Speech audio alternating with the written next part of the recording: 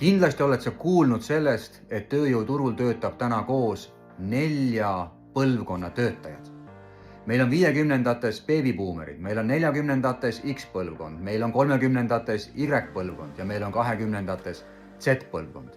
Ja kõikide nende põlvkondade esindajad võivad olla sinu meeskonnas esindatud. Aga kuidas nendele läheneda, kuidas neid motiveerida? Kas nende vajadused, ootused, motivaatorid on ühesugused või erinevad? Loomulikult on need täiesti erinevad. Ja üks olulisemaid erinevusi on see, kas, kui palju ja millest soovib töötaja oma juhiga rääkida. Ja kus ta seda rääkida soovib. Loomulikult juhid suhtlevad oma töötajatega koridoris, koosolekutel, lõunalauas. Aga millest rääkida arenguvestlustel ja üks-ühele vestlustel? Paljud beebibuumerid ütlevad, et arvestades seda, et ma olen oma karjääri lõpusirgel, tead, ma ei viitsigi neid arenguvestluseid teha.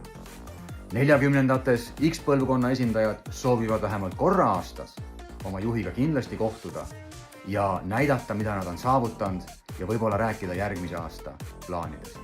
30-ndates milleeniumlased ütlevad aga, et korra aastas juhiga kohtuda, see on liiga vähe. Nad ootavad üks-ühele vestluseid, nad ootavad rohkem kontakti, rohkem tagasisidet, rohkem avatust meie suhtesse, rohkem koostööd oma juhiga. Aga kuidas seda neile pakkuda?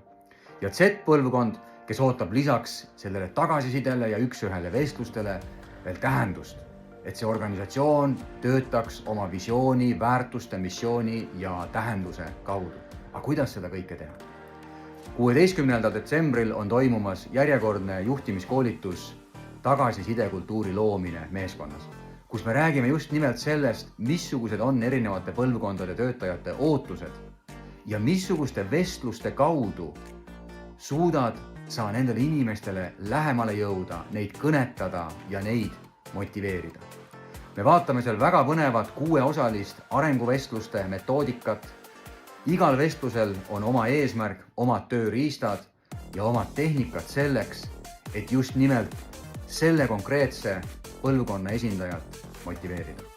Kui sa tunned, et aasta lõppu lähenedes on lähenemas sinu jaoks ka arenguvestluste ajad, siis ma luban sulle, et sa saad sealt väga-väga konkreetsed tööriistad, raamistikud ja nipid, kuidas viia neid vestlusi läbi niimoodi, et su töötajad sõltumata põlvkonnast lahkuksid sealt tundega, et nad on motiveeritud, et nad saavutavad siin töötades midagi ja ette vaadates nad tunnevad, et mul jätkub veel küllaga motivatsiooni siin organisatsioonis endast parimat anda. Kohtumiseni!